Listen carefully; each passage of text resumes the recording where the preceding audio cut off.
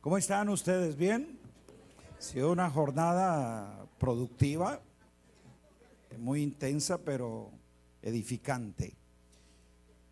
Y estoy muy agradecido de esta oportunidad que nos conceden aquí desde esta casa para colaborar en este proceso de edificación con todos los hijos de esta casa, pero también con todos los ministerios, pastores y líderes vinculados a todo este proceso de edificación.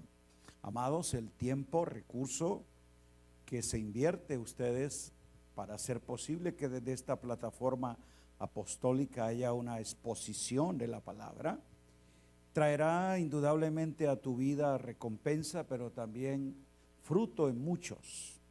Y desde Delicia, Chihuahua, estamos afectando naciones, porque a través de los medios esta palabra corre.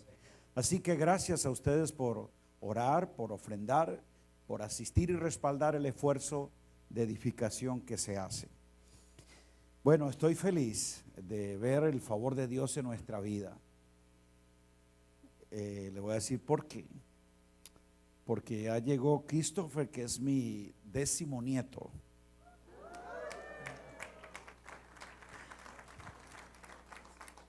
Ya todo me dice que cada vez que sale en Facebook anunciando un nuevo nieto, ya.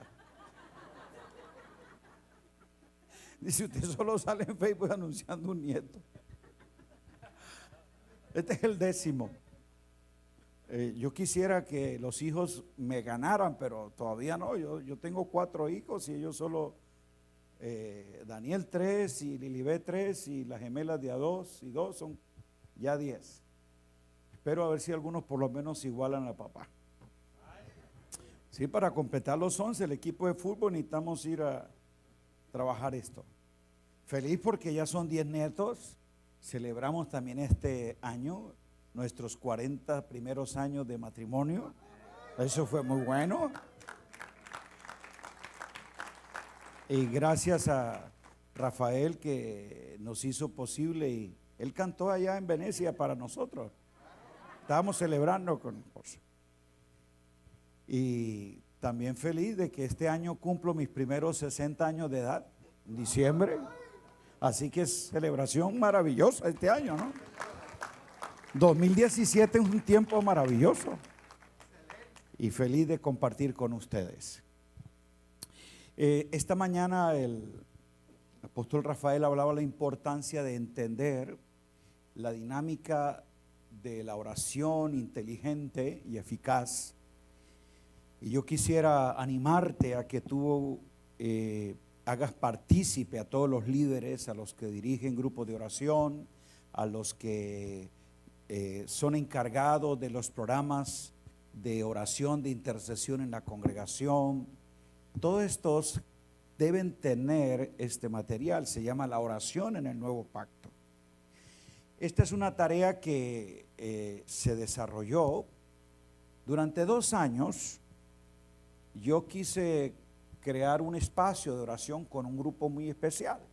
Entonces invité a algunos para orar. Le dije, si tú quieres recibir esta instrucción, vas a tener que hacer un esfuerzo. Todos los martes a las 5 de la mañana venir a orar. Pero vamos a estudiar las oraciones. Duramos 2 años estudiando todas las oraciones. Era una jornada de 5 a 7 y media de la mañana. Y orábamos a medida que estudiábamos. O sea, nuestra dinámica de oración era declarando, entendiendo e intercediendo a la luz de estas oraciones. Entonces ese trabajo yo lo puse en notas y se lo di a ellos. Después uno de ellos me provocó y me dijo, ¿por qué no escribe algo para esto? Y empecé a ahondar más. Duré 3 años más recopilando detalles y cosas, y de escuchar a otros pues uno se enriquece. Entonces son 3 tomos. Son muchas las oraciones que están en el nuevo pacto que queremos estudiar. Este es el tomo 1. Si usted va a Houston la otra semana, entonces le regalo el tomo 2. Llévalo y entonces compártalo con otros líderes para que la oración porque es una de las cosas que dicen ahora. No, es que ustedes dicen que ya no hay que orar porque en el nuevo pacto no se ora, porque no, por favor, si entendemos las riquezas del pacto, oramos con inteligencia. Pablo era un intercesor constante, entendido, y que nos enseña a orar con inteligencia. Por eso él dice, siempre orando por vosotros. Muy bien, vamos a pensar quién fue el que más distante vino aquí a esta convocatoria de Orlando. Zacatecas, yo no conozco mucho, me dicen a ver quién es. ¿Dónde más? Oaxaca. Oaxaca sería el más largo, más. No, Oaxaca. Oaxaca. Saucillo. ¿Dónde es, mi apóstol? ¿Cuál es el lugar más? No, Oaxaca. Oaxaca, bueno, no. Yo se lo doy con la condición que me dé chapulines a mí. No, yo como chapulines y me gustan. Ok, que lo disfrute, lo comparte ya con ellos. Para ti. Gracias. Yo vi que alguien levantó la mano, quería otro. ¿Alguien quiere otro? Allá hay suficientes entonces para todos. Este se llama las riquezas del nuevo pacto, entender ese panorama que el nuevo pacto tiene en cuanto a su fundamento, naturaleza, orden, principios. Es muy importante para que se dé un panorama y cuando la gente sepa del nuevo pacto, por lo menos se entienda lo básico. Y esto te va a ayudar muchísimo. Y yo quiero que usted también lo enseñe en los grupos de estudio. Es muy importante. ¿Quién es el que más invitados trajo? Ah, sí, aquí vino un pastor con 8, ¿no? Creo que 9, o sea, sí. ¿Hay alguien más que lo supera? No, nadie lo supera.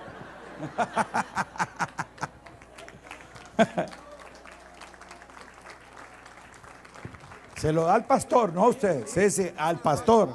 No es para usted. No, se lo voy a dar. Sí, usted se lo entrega a él. Sí, Y él se lo enseña. suéltelo. Y él se lo enseña a usted. Bueno, hay algunos que están allí disponibles. Vamos a hacer algo esta noche para ustedes. Cada uno vale 180. Si usted lleva los dos, entonces le va a valer 300 esta noche. Es una noche de gracia. Bueno, vamos a ir a la escritura. Me pidieron que termine rápido, no sé por qué razón. No, si me dijo que hay unos tacos, que yo no sé qué, Y no, rápido, a ver si alcanzamos a ver el último inning de los Astros. Mi equipo va ganando, los Astros de Houston, a los Dodgers de Los Ángeles. Sí, vamos 2-0 hasta ahora, siga orando.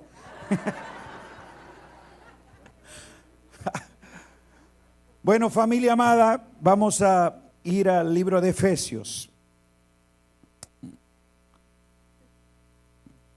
Efesios.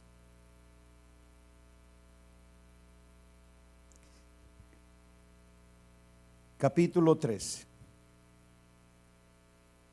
Efesios capítulo 3. El versículo 8. Entonces vamos a leer ahí de lo que Pablo nos declara acerca de su responsabilidad y él cómo desarrolló este trabajo. Efesios capítulo 3,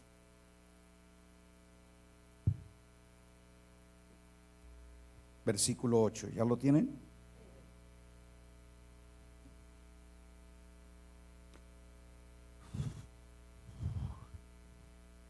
Aleluya.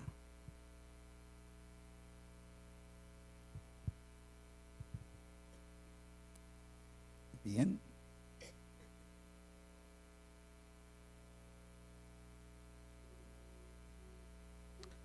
Yo estoy aquí.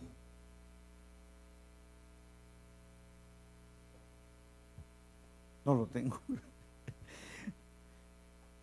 Es que lo que se me perdieron son las notas, no el versículo. No las encuentro, entonces va a ser el problema, pero bueno.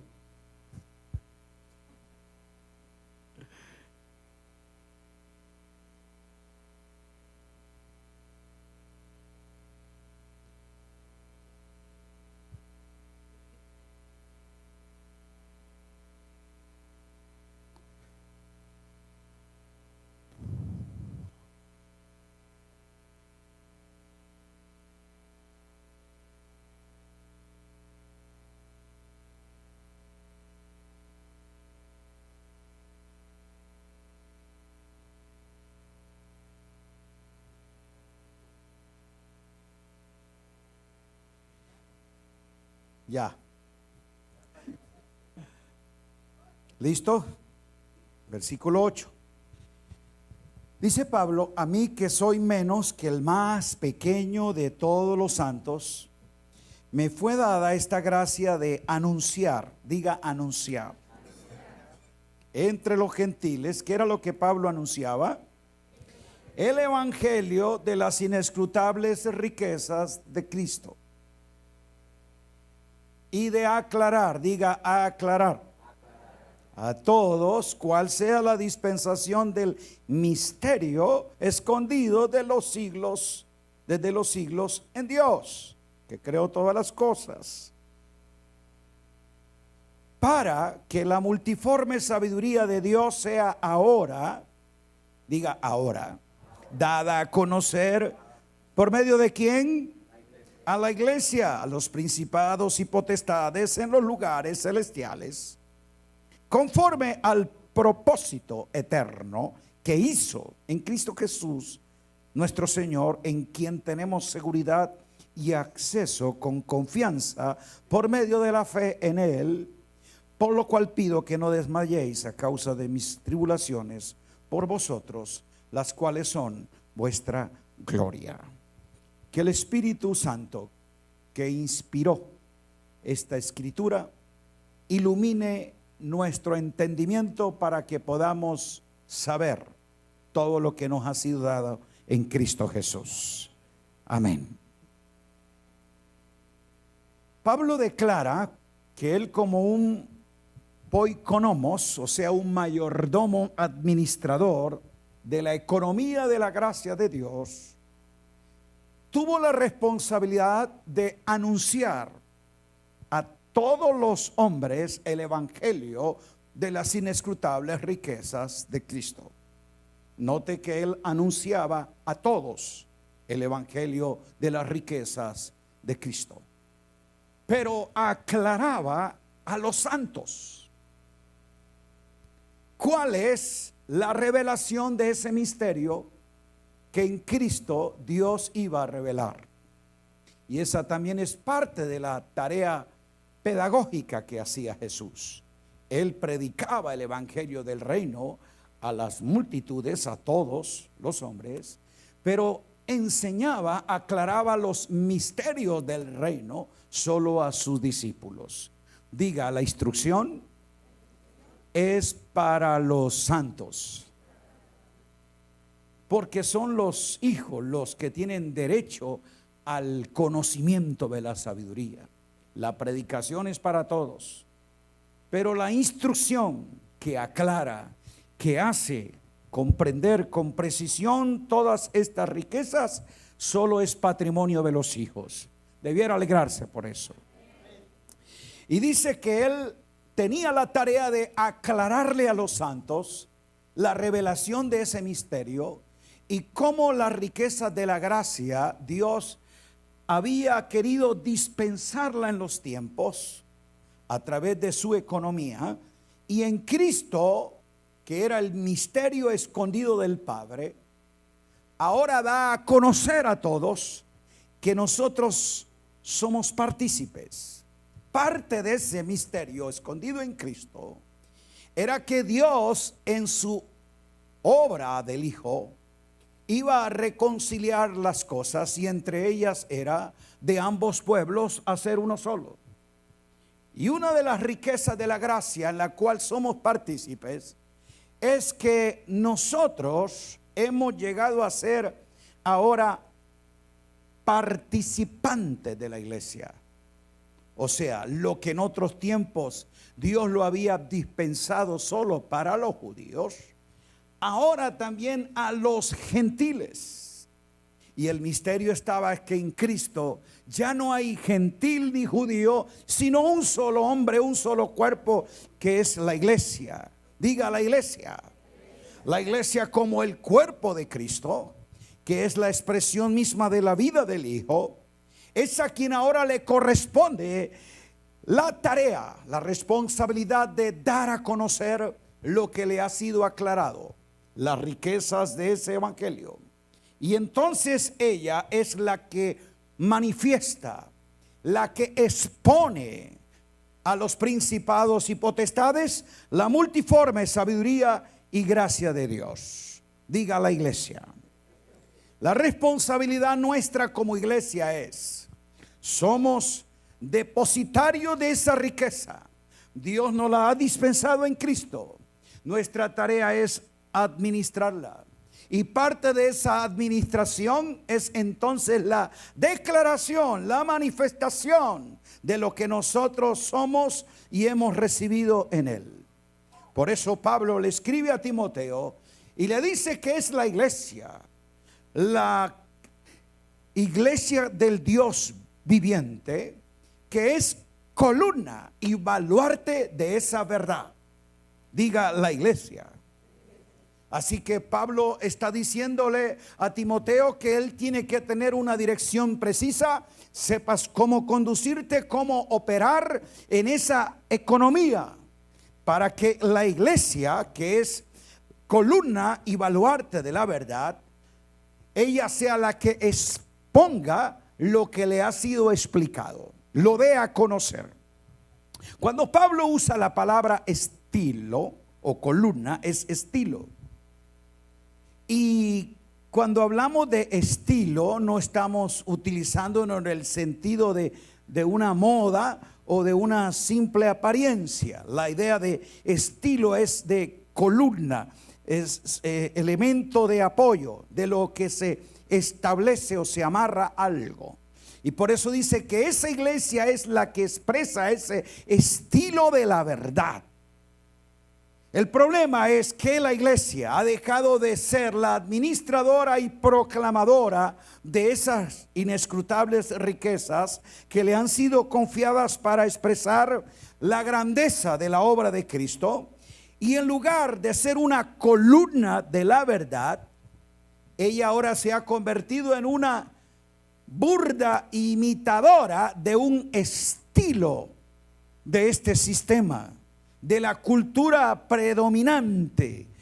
Y mientras la iglesia, en vez de ser columna o estilo de la verdad, sea imitadora de un estilo errado, no podrá ser efectiva para dar a conocer lo que Dios le ha confiado, las riquezas del reino, que deben ser por medio de ella, diga, expresadas y extendidas a todo lugar.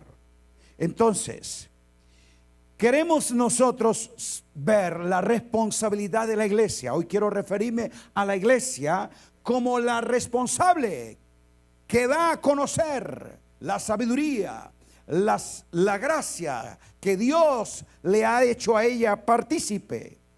Y hoy, cuando nosotros nos vemos asediados por distintos estilos que la sociedad ha asimilado a través de los tiempos, es urgente, necesario que la iglesia retome aquello que Pablo dice que es, diga, columna y baluarte de la verdad. Hoy la iglesia se ve asediada por esta cultura posmoderna que ha definido un estilo de vida y sin quererlo ha permeado nuestras formas de operar también. Y cuando se corresponde a ese estilo, note usted la manera como se van deteriorando los conceptos, los valores que cada sociedad establece. En las sociedades antiguas, la posición de una persona estaba determinada por su rol, por su función. Luego, en las sociedades modernas, la posición estaba determinada por el logro, lo que él alcanzaba. Pero en estos tiempos posmodernos, la posición de una persona está determinada por su estilo. Diga estilo. En la razón por la cual esta sociedad parece gritarnos: si no cambias de estilo, no vas a poder ser identificado en tu mundo. Y es allí entonces donde se construyen distintas formas de pensar y de obrar en la vida. Aquí es entonces como la iglesia, influenciada día a día por una comunicación mediática y los medios masivos, está siendo bombardeada continuamente por muchas tendencias, estilos, ideologías, y eso nos crea una tensión permanente en nuestro operar ante el mundo. Y aquí es donde nosotros necesitamos superar esta deficiencia que nuestra cultura quiere llevarnos a lo que algunos expertos llamaron la cautividad cultural de la iglesia. Lamentablemente, el estilo de la iglesia de hoy no expresa, no representa las riquezas de ese reino que definen una supracultura. Las riquezas de ese reino contienen la vida del rey en sus principios, en sus valores, y establecen una supracultura. Diga supracultura.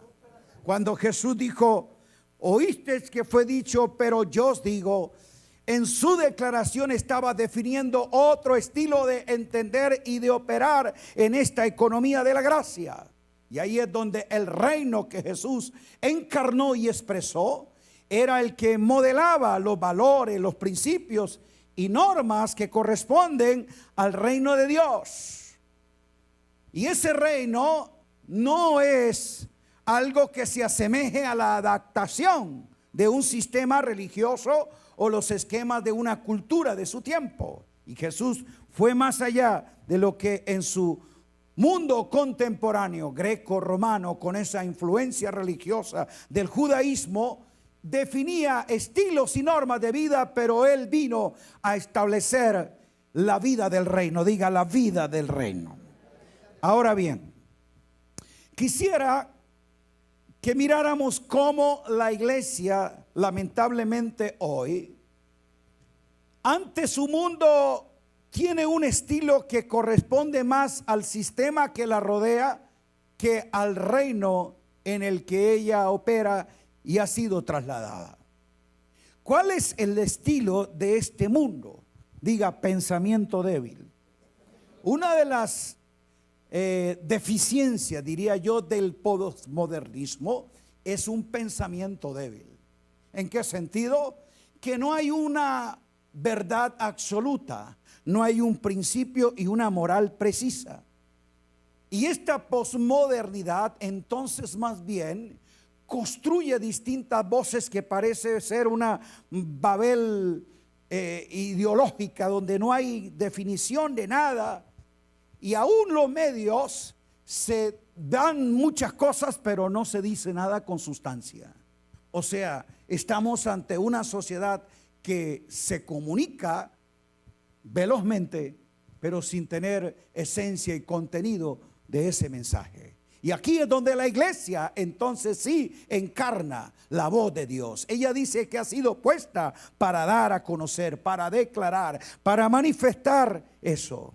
Ahora bien, la posmodernidad entonces, por ese pensamiento débil, abre el camino a la tolerancia, que esa es una de las propuestas de la posmodernidad, la tolerancia. Y esa tolerancia entonces hay una diversidad de pensamientos, de formas de entender la vida, la fe, Dios, el matrimonio, la sociedad, en fin, todo. Y aquí, por carecer esta sociedad de un pensamiento estructurado, de una verdad absoluta y sólida, es donde no hay una cosmovisión precisa de la vida, y en toda esta corriente filosóficas la iglesia está allí siendo influenciada. Pero es donde dice Pablo, la iglesia es columna, estilo de la verdad.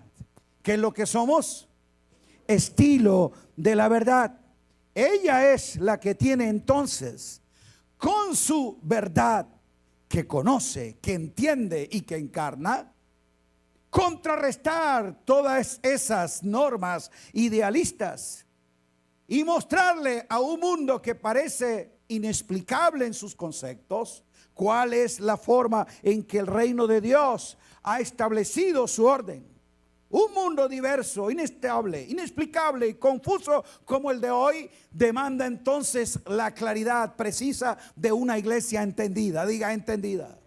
Mientras la iglesia no pueda ser entendida en la verdad que conoce, no podrá ser efectiva en el mensaje que proclama para dar a conocer. Y eso suena como a chiste, pero nos reímos de ver tantas locuras que gente a nombre de Dios, a nombre del evangelio, anuncia y declara cosas que si de verdad el mundo se sentara a escuchar qué es lo que nosotros estamos comunicando, se ríen de nuestras torpezas, tonterías, incoherencias. La verdad que parece ridículo y raya casi en la locura lo que algunos en Facebook se atreven a poner a nombre de Dios y con fe de estar predicando el evangelio de la sana doctrina. Oye, a veces es más conveniente que por ahora el mundo no nos escuche, porque realmente lo que la iglesia está comunicando, en vez de traer convicción y atracción a la riqueza y a la gracia de Cristo, sería una burla de la religiosidad y de la incoherencia en que la iglesia expresa. Aquí dice Pablo, amigo mío Timoteo, hijo, tú sepas cómo debes conducirte en la casa de Dios. Esa es la iglesia del Dios viviente. Diga, somos la casa de Dios. Iglesia, eclesía del Dios viviente. A menos de que haya una mentalidad de eclesía, de rey, no podemos definir el estilo que el rey estableció. Por eso la propuesta de Jesús no fue traer una mejor religión, sino establecer una forma de vida. Diga, la vida del reino. La vida del reino se concibe en la expresión misma del dominio y de la obra del rey. Ahora bien,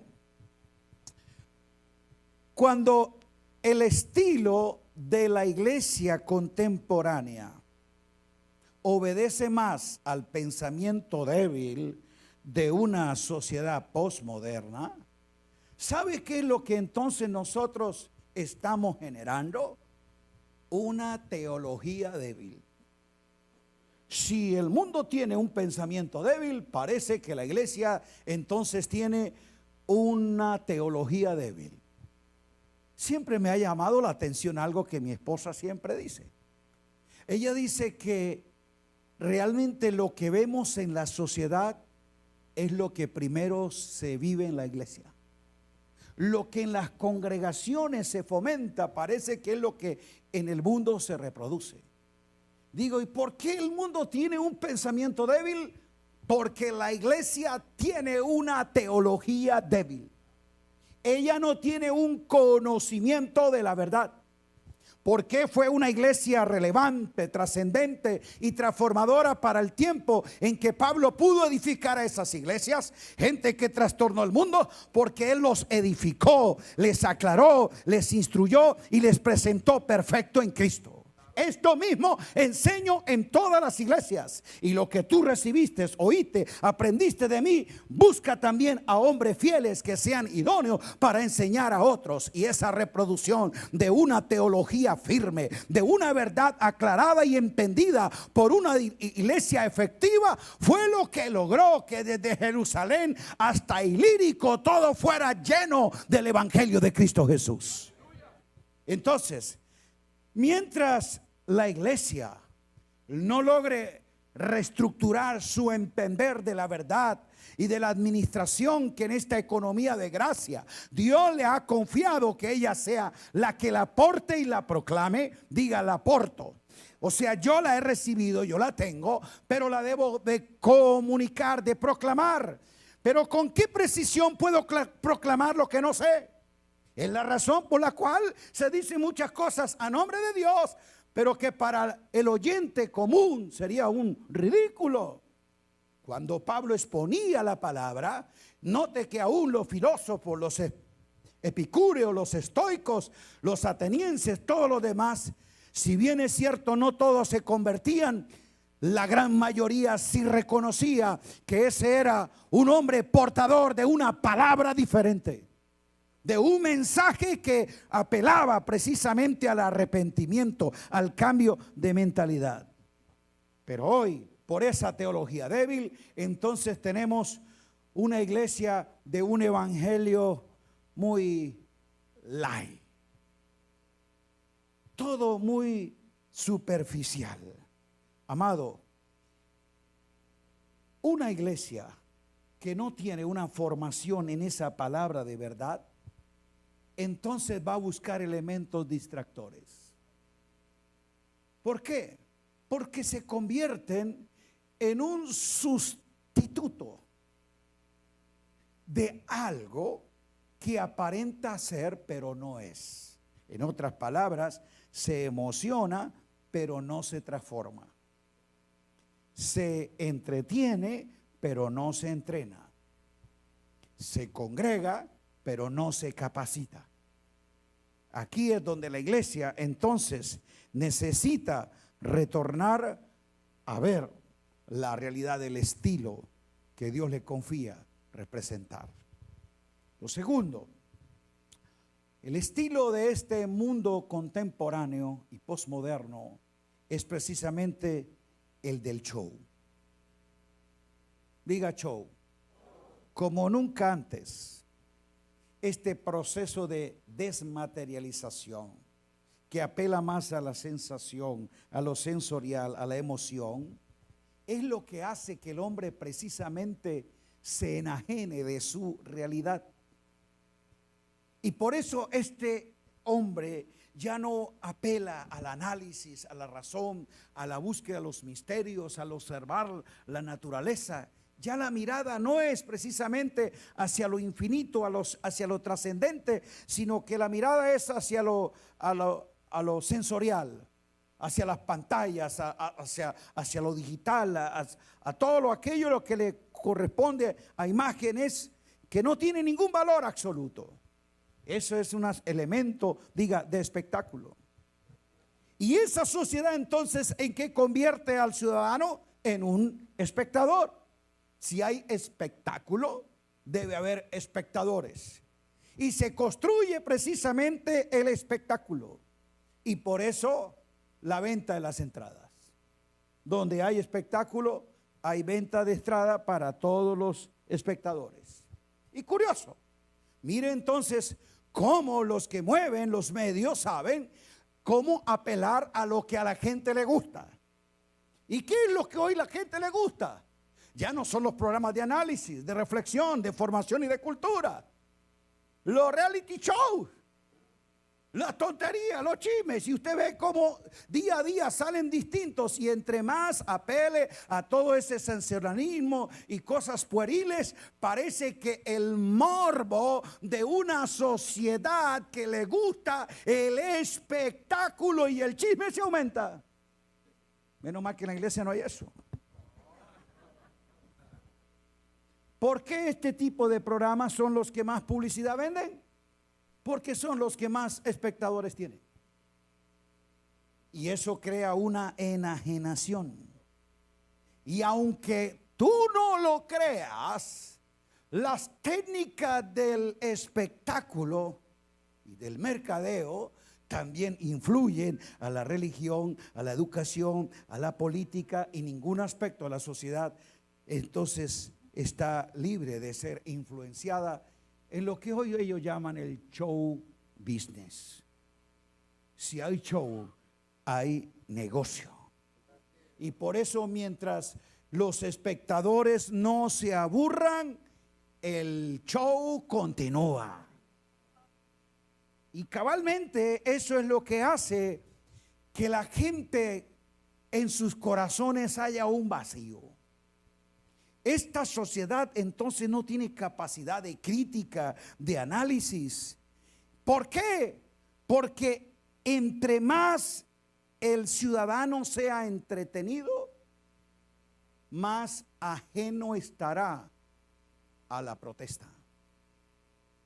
Él no va a tener capacidad de reflexionar ante la injusticia, ante las políticas corruptas, ante los elementos que el sistema de gobierno tiene, porque si hay pueblo distraído, no hay oportunidad de ellos de protestar. Por eso todo tiene que ser divertido. ¿No le parece curioso que toda una nación pueda gritar gol a su selección y salir a las calles y hacer una marcha general todo un día, 2, 3 días por un partido de fútbol? Pero nunca hacemos una protesta y un grito contra las injusticias, contra la corrupción, contra los crímenes masivos. Contra todo eso hay un silencio colectivo. Note cómo el espectáculo y la distracción nos ha anestesiado de nuestra capacidad reactiva. Y así pasa en las congregaciones. Ese elemento también ha llegado entonces a la iglesia. ¿Qué es lo que vemos hoy en lo que son las dinámicas de culto? Diga show, diversión y espectáculo. ¿O no? Por eso es más experto en cómo hacer un programa entretenido para la gente. Que ellos se sientan contentos de venir a ver el show. Y hoy nuestros ministros y grupos de alabanza, con todas las coreografías, tecnologías audiovisuales, sonidos y todo lo demás, preparan el programa para que a la gente le guste. No importa lo que se cante ni cómo se haga. Le parecerá insólito lo que escuché de un gran pastor que me dijo: apóstol, estoy tratando de incorporar en nuestro grupo de artes en la iglesia, como tipo Circo Soleil, sogas en el techo, donde las danzarinas hagan coreografías y maniobras. Me dijo eso él. O sea que, Rafa, es una buena idea para la próxima. Sí, si queremos tener más asistentes al Congreso, anunciemos algo parecido. Y entre las chicas más sensuales se vistan, más atracción hay. Hoy se inventan y se hacen unas cosas que, hermano, a uno le parece increíble que sucedan. Pero no hay ninguna diferencia entre muchos de los shows que allí se presentan de lo que aquí se hace para que la gente esté contenta. ¿Y sabe qué es lo que hace espectadores?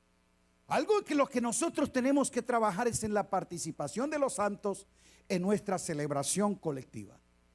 Hoy en día, esta forma de construir nuestro estilo de culto ha hecho que una mínima parte cante y una inmensa mayoría vea.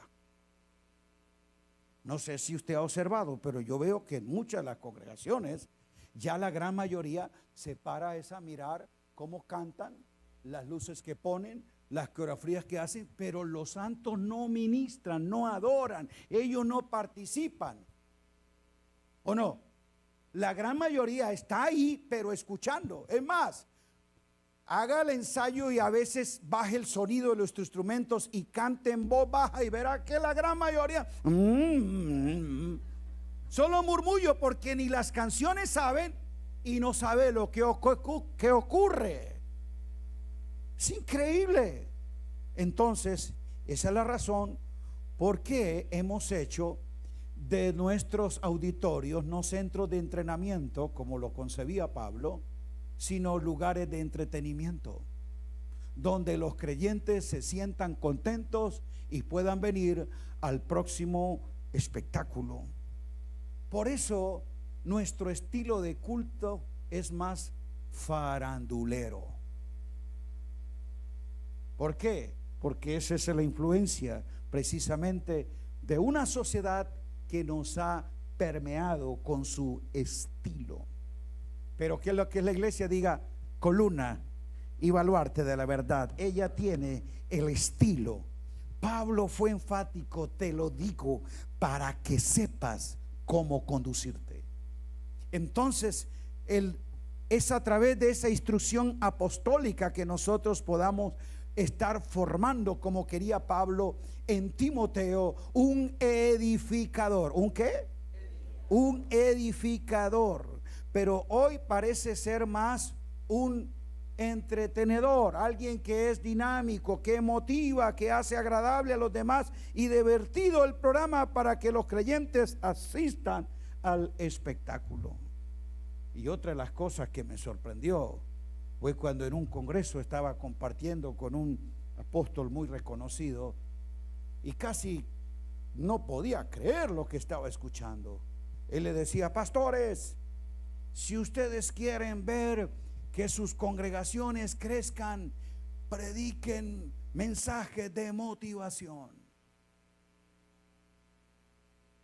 Dije, ¿cómo es posible que en vez de este hombre decir que haya mensaje de edificación, aclarar a todos los santos cuáles son estas riquezas y cómo ellos pueden participar como un estilo de una verdad que se proclama, donde sea precisamente valorado no es cómo lo dice? Por eso hoy se aplaude, es el carisma del que lo dice, no el contenido de lo que dice. Si tiene carisma, si tiene estilo, aunque no diga nada, es aplaudido y recibido. Pero el que viene a exponer, a aclarar, a hacer entender, no causa ningún impacto para la gente. Y es por eso, porque hemos adoptado un estilo que no corresponde a la verdad que el reino establece. Amado mío, diga, necesitamos contenido y esencia. Ahora bien, si esta es una sociedad donde el show y el entretenimiento está y el pensamiento débil la gobierna, ¿qué es entonces lo que produce? Diga, niños. ¿Que a quién le gusta el show, el entretenimiento? La gran mayoría, ¿a quién le gusta? Por eso el estilo de este mundo es infantil. Y es la razón por la cual muchos sociólogos han estado tratando de entender cómo capturar la atención del público. Y han guiado a muchas agencias de publicidad a que precisamente apelen a algo que ellos establecen. Los adultos están volviéndose niños otra vez. Y lo curioso es que las estadísticas muestran cómo las personas mayores están inclinadas a atracciones, llamémosle infantiles. Curiosamente, hoy en día se aumenta el número de adultos que son más adictos a los videojuegos. Increíble lo que antes el PlayStation que le comprábamos a nuestro hijo, a nuestro nieto, hoy es el papá el que va a comprar su última versión.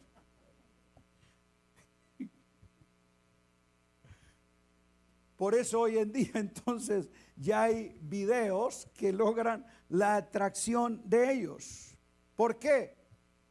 es precisamente la infantilización de la sociedad por una cultura de pensamiento débil y que el show y el entretenimiento distrae, nos relaja. Entonces,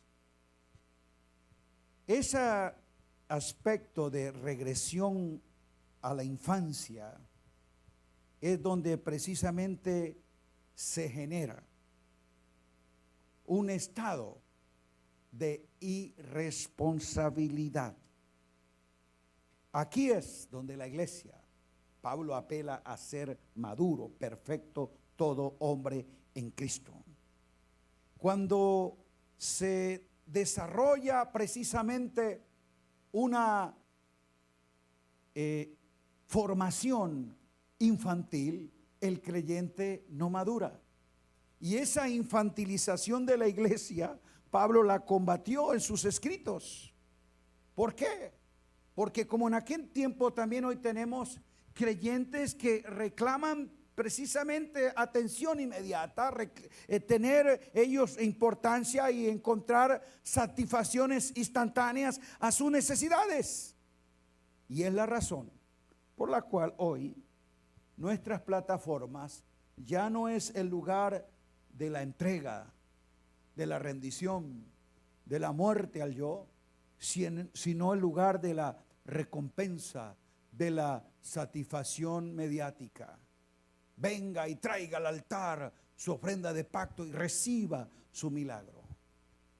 Ya no es el asunto de venir a morir, a renunciar, a entregar, sino a querer recibir el milagro instantáneo. Y es la razón entonces por la cual la iglesia entretenida y mal educada se vuelve infantil. ¿Y sabe cuál es el peligro con la infantilización de los creyentes? Precisamente que seremos inmaduros e incapaces para gestionar y administrar los negocios del Padre. Pablo dice que es a la iglesia a la que se le confió la responsabilidad de administrar, de dar a conocer esa sabiduría, esa riqueza de gracia. Pero ¿cómo la iglesia podrá conocer los misterios, de ser aclarado los negocios, los asuntos secretos del Padre, cuando no tiene ningún interés en la instrucción, sino en la diversión? El grado de efectividad que Jesús tuvo en el propósito del Padre con su vida fue precisamente que Él asumió con responsabilidad esa gestión, como dice Lucas, de crecer. Diga crecer. Y la Biblia dice, Lucas, que el niño crecía en sabiduría, en gracia y en favor delante de Dios y de los hombres. Ese niño crecía. Nació como niño, pero no tuvo una actitud infantil. Era el hijo encarnado, que sabía lo que había sido enviado. Y cuando sus padre y su madre a los 12 años le buscan, le dijeron, ¿qué haces? La Biblia dice que le vieron sentado con los doctores de la ley. ¿Y qué dijo él? ¿Acaso tú no sabes que en los negocios de mi Padre debo de estar? Cuando la Escritura dice que le vieron sentado, está diciendo que le dieron un lugar de autoridad. La palabra ahí sentado no es la idea de estar como el creyente en una banca viendo el culto de los judíos. No, Jesús no fue al templo a ver el culto. Él estaba sentado con ¿quiénes? La palabra ahí es catizo. Y sentado es catizo porque era la cátedra de autoridad que se le daba a los maestros. Recuerde que él fue al templo en Jerusalén, donde la estructura sacerdotal tenía el dominio de la instrucción y la enseñanza. La gran multitud que era el pueblo estaba ya sentado escuchando. la explicación de los doctores de la ley. Pero los que estaban en catizo, o sea, sentados, porque ellos tenían un lugar de prominencia, donde todo mundo les reconocían que era la autoridad de la ley. Y allí nadie se sentaba por preferencia o porque era el que más diezmos traía. Se sentaba era por el grado de autoridad y conocimiento y madurez que se le reconocía. Cuando ellos, y nadie podía ir allá, tenían que llevarle. Así que cuando ellos le acceden ese espacio, es porque están reconociendo que ese no es un niño cualquiera. Tiene 12 años, pero tiene un grado de madurez, de inteligencia, que puede de tú a tú rebatir con nosotros, los doctores de la ley. Esa fue la admiración de María, lo vio sentado. ¿Cómo mi hijo está en ese nivel de autoridad, de conocimiento? ¿Quién le dio esa posición? Yo estoy gestionando aquí los negocios de mi padre. ¿Cuántos años tenía? 12 años. Y ya tenía la capacidad de conocer, de administrar los negocios. ¿Por qué es que tenemos como Pablo que combatir la infantilización de la iglesia? Porque mientras la iglesia, siendo señor de todo, sea como un niño, es esclava.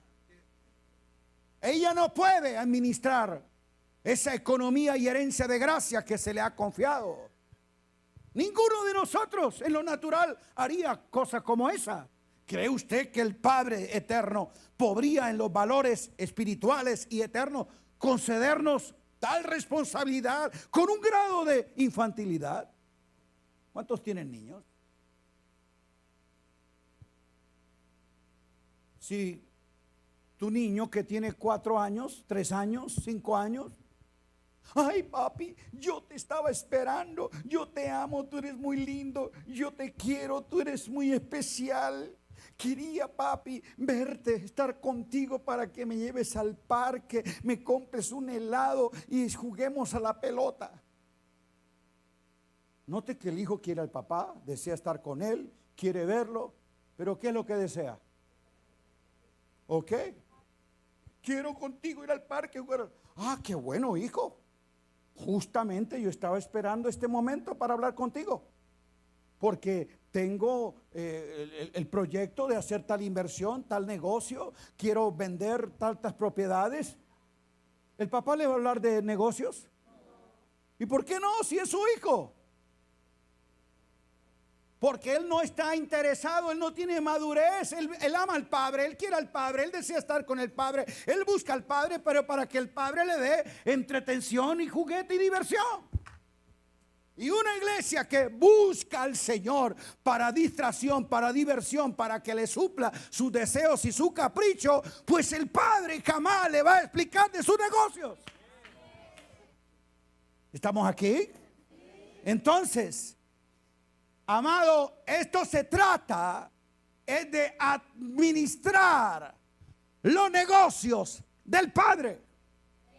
Por eso dice que es a la iglesia ahora a la que el Padre le ha placido confiar la administración de esta economía.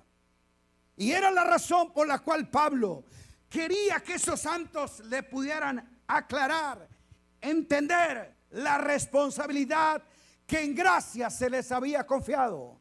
A él la gracia de aclarar, a ellos de entender y de administrar esta economía que en otro tiempo a ellos no le fue confiada. ¡Oh, qué maravilloso! Una iglesia privilegiada y posicionada por Dios en dimensiones de autoridad y de dominio está aquí distraída, despistada, entretenida en cosas que no tienen que ver con los negocios del Padre, sino con los juegos infantiles de creyentes caprichosos que quieren estar buscando dónde está el culto más entretenido. Por eso es que ellos observan que se ofrece en el gran menú de espectáculo. Y la iglesia que más sepa promocionar y vender tal cosa tendrá espectadores. Pero una iglesia entendida y comprometida en la administración de estas inescrutables riquezas del reino eterno que el Padre por gracia nos ha permitido poder entender, entonces ella no está buscando espectadores, sino edificadores. Diga, yo soy uno. Amado mío,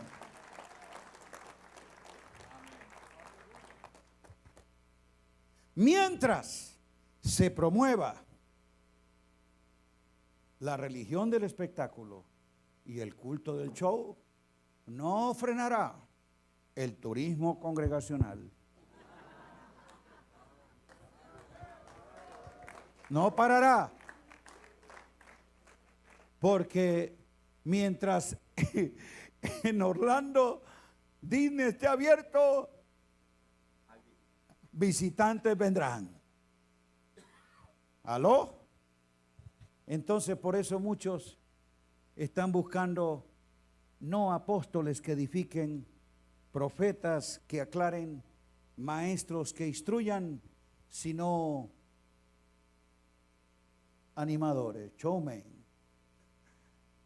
Y es lapidaria las palabras de Spurgeon, que me gustan mucho. Son ofensivas pero muy retantes. Lo dijo hace más de 200 años.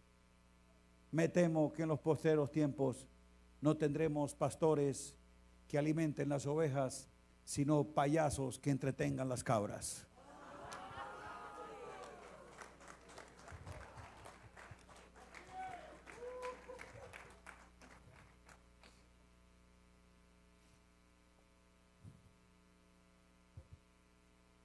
Esta sociedad también se ve invadida precisamente, diga, por lo falsificado. El concepto de lo verdadero, de lo genuino, de lo original está en crisis día a día. Y es por eso que las marcas se sienten hoy día amenazadas de su calidad precisamente por la imitación. Y en eso los chinos han sido bravos. No, mucha de su gran economía obedece al mercado de la imitación. Dígame, ¿qué quiere? Que le haga parecido al original y ponga el precio. Lo falso, lo falso, lo falso. Día a día, esa falsificación precisamente hace que sea producto de consumo. Lo que en la sociedad precisamente se promueve, en la iglesia se adopta. ¿Qué es lo que vemos hoy? Un evangelio falsificado. Precisamente porque es de consumo masivo a un costo muy mínimo. Edificar en la verdad tiene un altísimo precio. ¿Sabe por qué? Porque a Él le costó todo establecerla y nos demanda todo para recibirla. Aquí en esto no hay mezclas. Todo tiene que ser, diga, de acuerdo al original. El evangelio falsificado es fácil de consumir, porque más bien se acomoda a una gracia barata. Y nunca la gracia será barata, ni gratis. Es gratuita, pero dada a un alto precio. Diga, la vida del Hijo. Entonces, esta iglesia que tiene precisamente ese pseudo evangelio, es allí donde lo falso encuentra aceptación. Y Jesús habló de ello. Falsos profetas, falsos pastores, falsos maestros, todo lo falso, entonces va a tener una proliferación. Y cuando hay una era donde esto se adquiere en forma fácil, entonces en la iglesia también debe funcionar. Y último,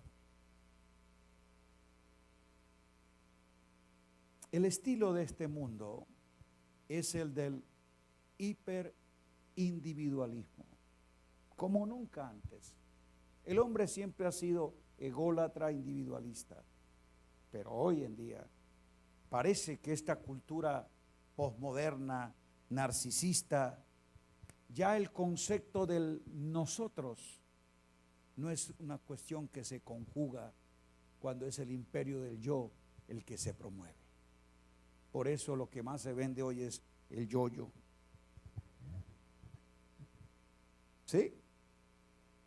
Y la marca precisamente se impone porque a veces lo que apela es a establecer que el yo sea entonces el centro de atracción. Y paradójicamente a la centralidad en el yo le acompaña un sentido de identidad clara. El que no sabe quién es, entonces estará buscando parecerse a lo que no es. Pero aquí es donde entonces esa iglesia que Pablo habla de cuerpo, de nosotros por vosotros, y que lo expresa en forma corporativa, si hay algo destacado precisamente en las oraciones apostólicas, es que jamás se hizo por alguien en particular. Diga corporativa. Las epístolas y la presentación de Pablo en cuanto a la verdad es precisamente que el yo no reina, ya no vivo yo. Es Cristo en nosotros, la esperanza de gloria, diga, en nosotros. Y el uno con los otros es la forma en que Pablo muestra la dinámica de crecimiento y participación de los santos en la edificación de la iglesia. Pero en esta sociedad donde el individuo es lo importante, y es allí donde el cliente manda. Y parece que ese concepto también ha llegado a la iglesia. La atención del yo. El creyente que espera ser el atendido, ser el privilegiado. Ore por mí, visíteme a mí. O sea, el bienestar de todos no es realmente lo que nos compromete. Es el anhelo de ver satisfecho lo mío propio. Pablo decía, nadie busque lo suyo propio. En el reino se promueve, diga, la vida corporativa. Entonces, es allí donde nosotros necesitamos tener un estilo conforme a la verdad y que jamás la cosmética cambie la ética. El reino de Dios tiene sus valores, sus principios, y somos nosotros los llamados a ser los que lo entiendan y lo expresen, den a conocer que Dios en su gracia nos ha permitido participar de esta economía. Como dijo Pablo, se requiere entonces de esos administradores que sean hallados fieles. Amado mío, Dios está buscando gente confiable en quien día a día manifestar las riquezas que Él les ha impartido. Diga, ya las tengo, pero deben ser expresadas. Pero no podrán ser manifestadas por gente inmadura, infantil e ignorante. Esa es la tarea de edificar, de aclarar, para que todos seamos hallados administradores fieles. Note que esos mayordomos administradores poseen todo, pero no son dueños de nada. Él es el que merece todo honor y toda gloria. Todo es de Él, por Él y para Él. Y cuando tú entiendes entonces que participas de esta gracia por gracia, no estarás buscando jamás ser aceptado como hijo, porque es un asunto que ya Dios te acredita. Diga, ya está resuelto, sí Señor. No es asunto de ser un hijo aceptado, sino de ser un obrero aprobado. Ser aceptado como hijo es una obra de su gracia. Ser un obrero aprobado es una responsabilidad de mi administración. Somos administradores de su gracia, y que cada administrador sea hallado fiel. Que el Señor nos ayude día a día a depurarnos de todas esas contaminaciones de un sistema que nos bombardea cada día de distintas formas y de manera sutil. A veces se registra en nuestras memorias imágenes que encarnan conceptos, ideas que a veces nuestra mente procesa sin saber cómo. Pero es allí donde la obra del Espíritu es más poderoso para renovar nuestro entendimiento y alumbrar nuestro entendimiento, a fin de que podamos conocer que es mayor el que está en nosotros que lo que está fuera de nosotros. Padre, tu gracia es suficiente para preservarnos sin mancha y sin caída en un mundo perverso, oscuro, contaminado.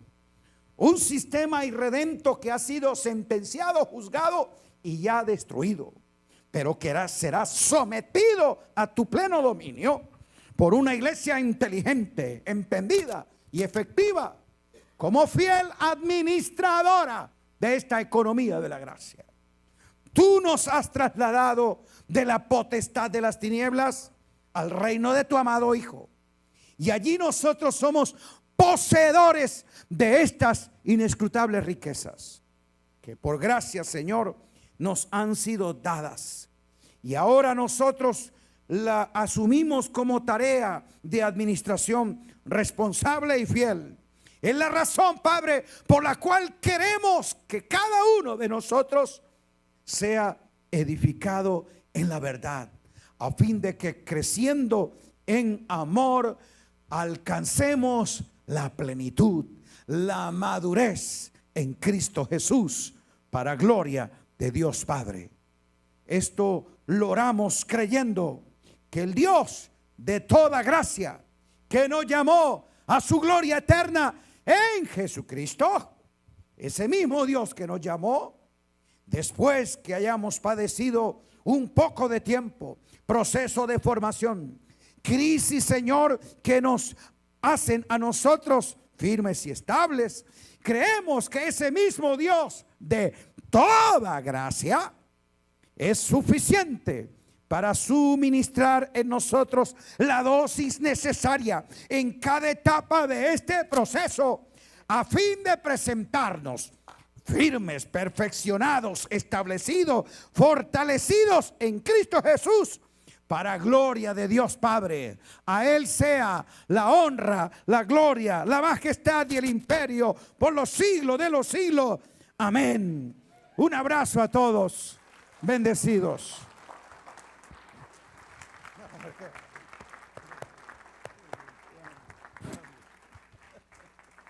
¿Qué le pareció la cátedra de hoy? Quédese sentadito tantito porque digiera un poquito esto. Se fija por qué las fórmulas de medición de la religión no puede ser igual que la del reino. Que los parámetros no son los mismos. Hace poco, para vergüenza lo digo, ¿verdad?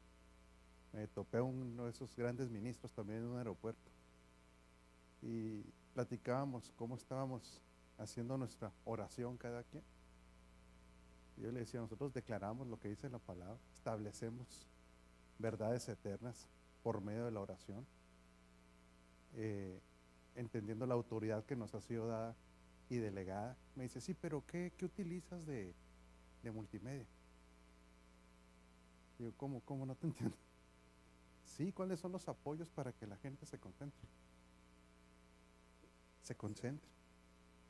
Le digo, pues la palabra, las declaraciones que nosotros tenemos que hacer de gobierno y de dominio. Me dice, no, es que andas mal, me dice. Nosotros ponemos música y multimedia, imágenes, donde alguien está leyendo la escritura y luego hacemos juegos de luces para que cuando se está leyendo la escritura, dice, la gente entre a un efecto de que se coordina la música con las luces y con lo que se lee y luego se ora. Y se genera un ambiente, no he terminado de decirlo, pero yo entendí, hipnótico. ¿Cómo? No, no te digo, porque está en Chihuahua.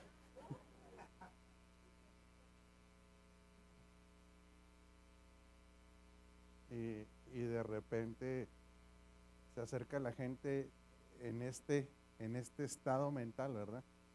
Para proponer esas estrategias de, ¿cómo se dice? Cuando tienen a la gente alelada, pero es cautivada, que llega casi a una hechicería. Entonces, se fija por qué los parámetros son tan diferentes en el reino. El reino es cristocéntrico y es una manifestación de la vida del Espíritu. Híjole, qué cosas tan impresionantes. ¿Sabe que la Escritura dice que haríamos cosas las que Él hizo y aún más? Nosotros no estamos esperando un avivamiento, sino una manifestación de los hijos maduros. A nivel de esta madurez en estos procesos que habla el apóstol, yo quiero hacerle una pregunta. ¿Se imagina cuando el Señor active en nosotros la capacidad de que lo normal sea resucitar muertos? Milagros creativos en los cuerpos. Dale ese poder a un niño. Dele ese poder a un niño. Dele el poder de lo que viene. No está muy lejos, pero tiene que ver con ese proceso de madurez. Finanzas que van a ser finanzas impresionantes, que está en el plan divino para su iglesia. Dele esas finanzas exuberantes a los niños. ¿Qué harían con ellas ustedes? Comprar juguetes, los Disney cristianos, ¿verdad? Entonces, ¿qué tiene detenida esa manifestación gloriosa? ¿El diablo?